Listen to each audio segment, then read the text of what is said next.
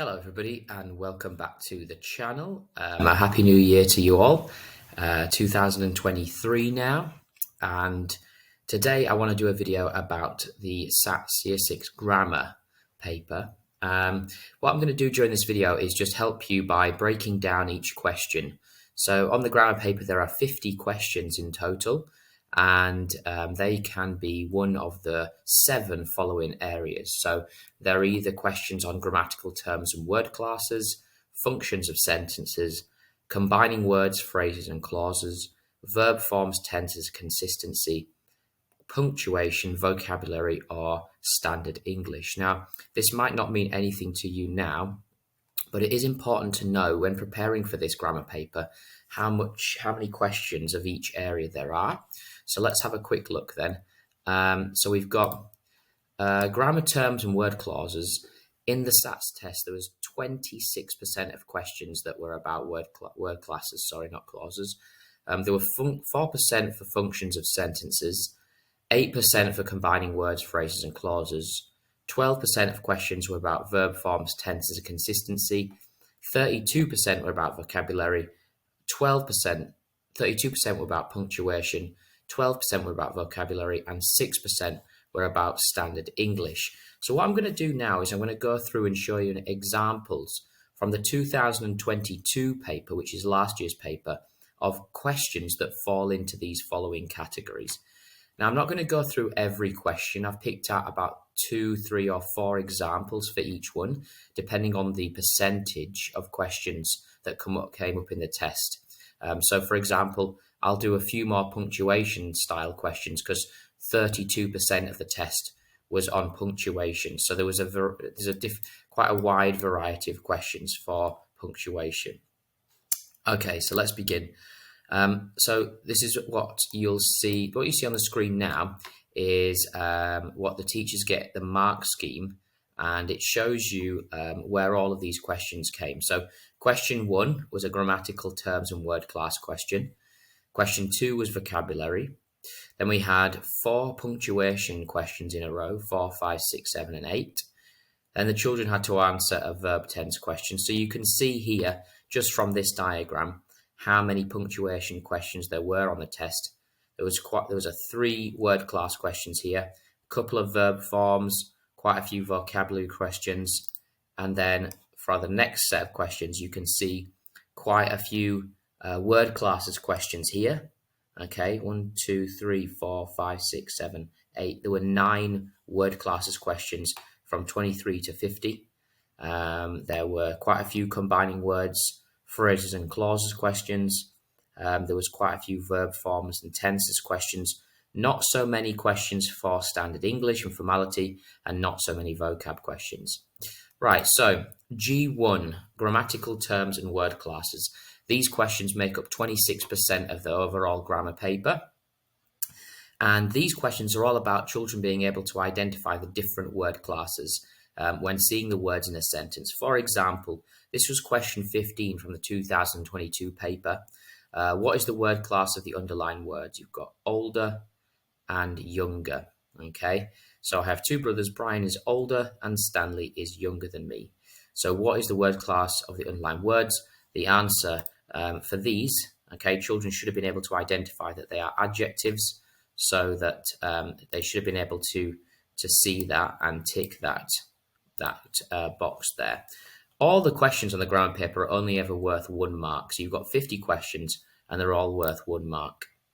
Another question for grammatical terms and word classes, we've got question 30 on the 22 paper, which was circle the 4 nouns in the sentence below. Now, children should learn that nouns are names of objects, people, places, things, and there are different types of nouns. And I'm going to go through that in a separate video on the channel. The strength of the wind, so that's definitely a noun. Made the trees, we have a noun there. In the forest, sway. Now, they're the 3 obvious ones, forest, trees, and wind. But it's saying circle 4 nouns. The strength of the wind made the trees, made the trees in the forest sway. Sway is an adjective, is a verb. In and the determiners. Made isn't a noun, so the only other one could be strength. Okay.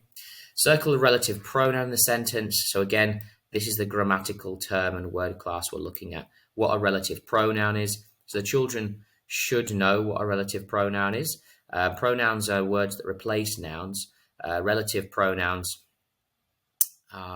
usually begin with W. So you've got who, which, whom, whose. The children who, so this is the relative pronoun here. Okay.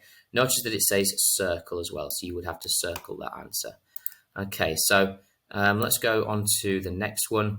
Again, it's asking us about a grammatical term, this time relative pronoun. Circle the relative pronoun in the sentence. Okay, have we just done this one? Yeah, we circle the relative pronoun was 33. Circle the relative pronoun, so it's the same question, but you get the idea.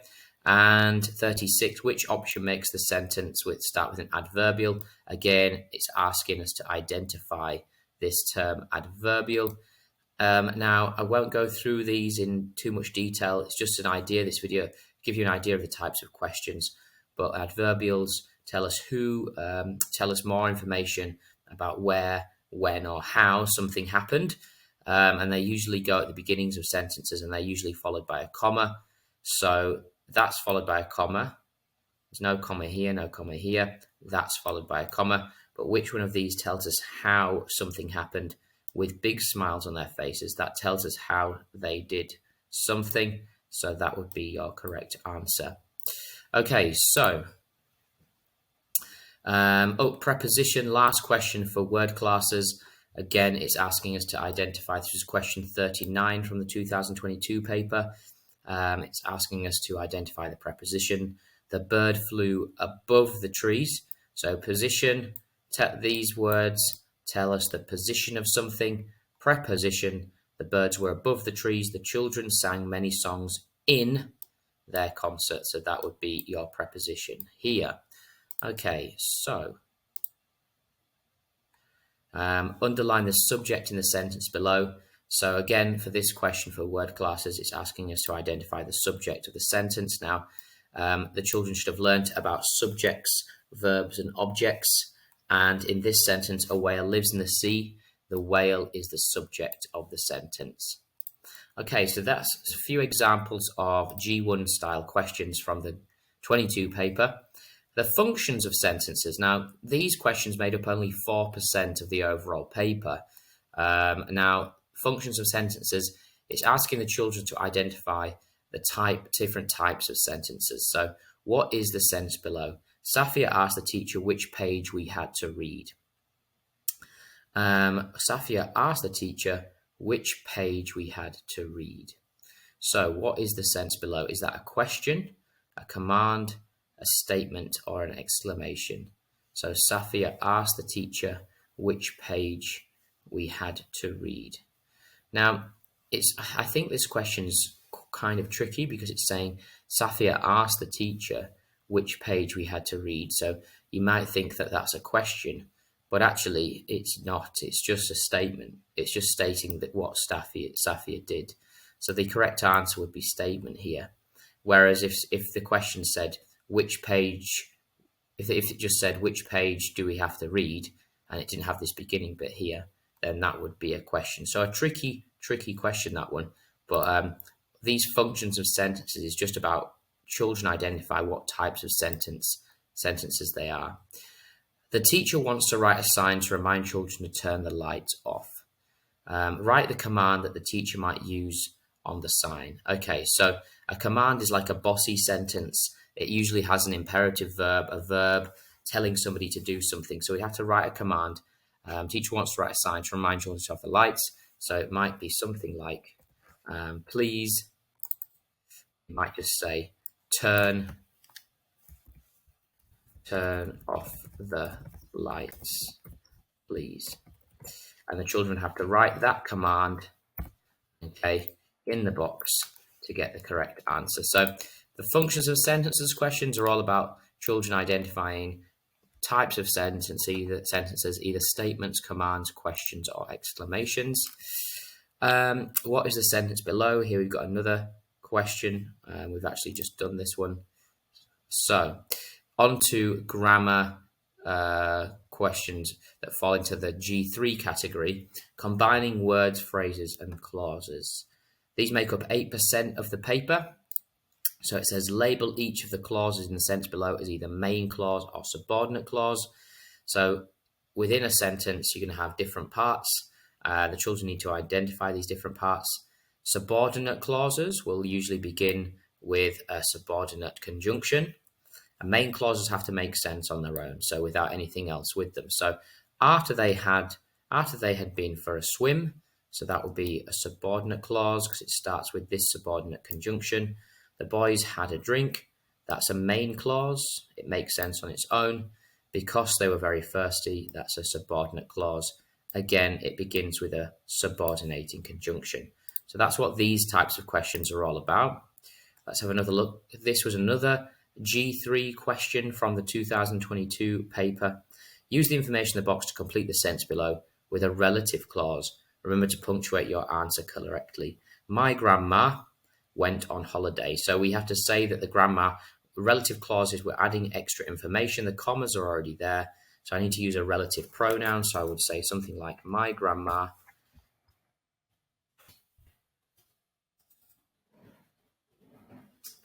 who loves traveling. Who loves traveling.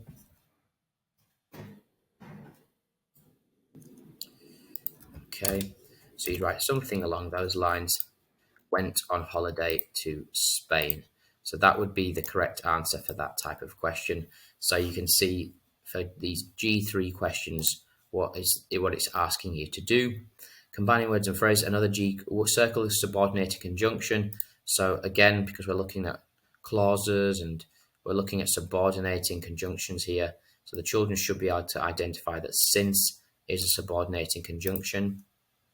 Right, so we're on to G4 now. Which sentence expresses the greatest clarity? So this is about verb forms, tenses, and consistency. And these questions make up about 12% of the overall grammar paper. These are all about children identifying different tenses, so past tense, present perfect tense. There are quite a few different tenses for them to learn, which express the greatest certainty. Sorry, not clarity. It may rain later. Well, that's not certain because it uses the word may. The train might arrive. That's not certain. Definitely not with the kinds of trains we've been having recently. I will walk through the park. It should. That's not certain. So that one is the most certain because it says I will, showing that this person definitely will do that. So another type of G4 question, circle the correct verb form in each underlined pair to complete the passage below. William Shakespeare, the famous writer, is born in Stratford in Pon Avon. Well, he was born. That should be past tense. So we should underline there. And later will move to London. Was born, yeah, and later moved. So again, past tense because this happened in the past. To London, where he became an actor.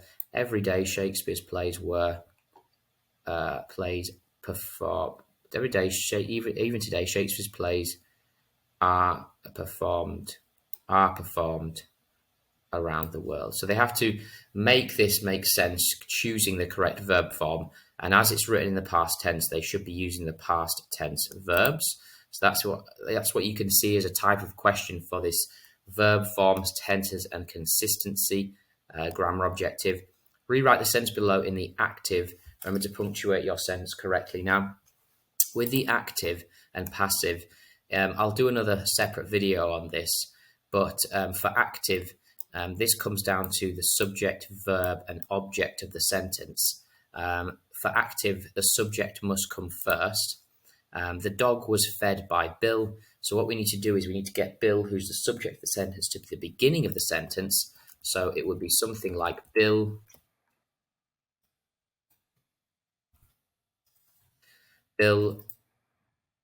fed the dog. Okay, and how's this sentence different? Well, now we've got the subject of the sentence, who is Bill, at the beginning. We've got the verb fed, and the object of the sentence goes here. Now, in the passive voice, it's the opposite way around. The dog was fed by Bill, which is how the sentence has been written here, and the children have to switch it to the active voice, which is what you can see I've done there. Okay, so the active and passive comes into this verb tense as a consistency category of question. Simple past, so again, here I won't write them all out, but in the simple past, I did my homework on the computer. I chose to do a project about horses. To begin, I began by making notes about different breeds. So they have to add in those past tense words. So that's another type of question under G4 category. Okay, now the biggie. G5 questions, punctuation. These make up about 32% of the overall grammar paper. So if you're looking to help your child, really make sure they can punctuate and understand all the punctuation that's required at year 6. That way, giving them a good chance on the grammar paper, because there are 32% of questions that make up the paper. Which sentence must end with a question mark? Shall we go round the fitness trail in the park? We could go tomorrow. What I really like about the rope is the rope bridge. Let me know what you would like to do. Shall we go around the fitness trail in the park is the correct answer. That's the one that's a definite question and should end with a question mark. Okay, so let's have a look at another punctuation question from the 22 paper. Which sentence is punctuated correctly? So there's a lot of these types of questions on the paper where the children have to make sure that they can identify which sentence includes all the necessary punctuation. Nevertheless, we, comma, are going on Saturday. Finally, I think I understand what you mean. Considering all his efforts, the result was disappointing. So in these sentences, the commas are actually in the wrong places in 3 of them. So at the last count, so the comma should have gone there. Considering all his efforts, the comma should have gone there. Nevertheless, we are going on Sunday, the comma should have gone there. This one, the comma is in the right place. So that is the one that they would tick. So question number 6. So punctuation, 32% of the questions on the paper will be about punctuation. This is a tricky question, but which sentence uses commas correctly? So the children have to have a look here. It's using commas to list. The band will perform in concert Belfast, Manchester, Birmingham, Nottingham and Sheffield. We wouldn't use and a comma, so it can't be that one. The children could choose to play netball, cricket, hockey or tennis. It could be this one. I can't see any errors in that sentence there. Owls, badgers, well, there should be a comma there, so that's not correct. Painting, comma, drawing, sculpture, and printmaking. I don't think there should be a comma here, so I don't think that one is correct. So out of these 4, and I would advise the children to look at all 4 of them before they make their decision, it would be the second one that I would say here is correct. So a lot of the punctuation questions are asking the children to look at commas. So it's important to try and make sure your children know where commas are used correctly. Same question, Which sentence is punctuated correctly? Add 1 ounce. So here they're going to have to add which sentence is using brackets correctly, parentheses correctly. Add 1 ounce around 1 tablespoon of yeast to your bread mix. Add 1 ounce around 1 tablespoon of yeast to your bread mix. Add 1 ounce around 2 tablespoons of yeast to your bread mix. Add 1 ounce around 1 tablespoon. So here they have to identify where the brackets are being used correctly. Add 1 ounce around 1, that doesn't make sense. Add 1 ounce around 1, no, that doesn't make sense. Add 1 ounce around 1 tablespoon. Add 1 ounce around, no, so it's going to be this one here because the brackets are around the correct bit of added information. Okay, so they were the types of punctuation questions that may come up. Now onto vocabulary. So vocabulary questions are usually about suffixes and prefixes. You can see there are 12% of the grammar paper from last year that was about vocabulary. So we have to draw a line to match each word to the correct suffix in this question. Childhood, championship, neighborhood, friendship, membership. Okay, so let's move on to the next question. Draw a line to match each prefix to the correct word to make a new word. So this one is about prefixes. Vocabulary questions are usually about prefixes and suffixes. So here we've got the prefixes got the beginnings of words: enlarge, defrost, discover. So they have to identify which of these prefixes match with these root words to make sense. So that's vocabulary questions. Not too many of those questions, only 12%. And the final type of question is this G7 question. But look here, if we look, it's only 6% of the overall paper. So not many questions on this standard English. I think there was only about 2 or 3. But this is what they would sound like. Which sentence is the most formal? So the children have to identify which sentences are the most formal, which is formal means that there's no incorrectly spelt words, that there's no slang language used. Formal language doesn't use contracted spelling, so that's something to look out for. And the sentence must make sense. So usually it's about which one makes the most sense. Getting enough sleep is important, isn't it? That uses contractions, so that's not it. Let's set off early. That's using contractions, so that's not it. Do you fancy coming with us to the park? It is essential that we remember our water bottles. Do you fancy coming with us? That sounds a bit too informal. So it is essential that we remember our water bottles is the most formal of those sentences. And again, standard and non-standard English, again, you're looking out for which sentences are the most formal. I were going to keep the picture to show you. That makes no sense because it should be I was. That's a non-standard. We was helping. Again, that should be we were helping. So that's non-standard. He doesn't know nothing about football. That doesn't make sense. Okay, it should be doesn't know anything. So that's non-standard. I have done all the washing up. This is standard English. It makes sense. And all the grammar and tenses are correct. Okay, so I think that brings us to the end of the types of questions. So I've just gone through all the different sort of grammar strands that came up, questions that came up in the 2022 paper, what those types of questions look like. I'm going to do some further videos on the channel about grammar in preparation for the SATs that are going to be coming up very shortly in 2023.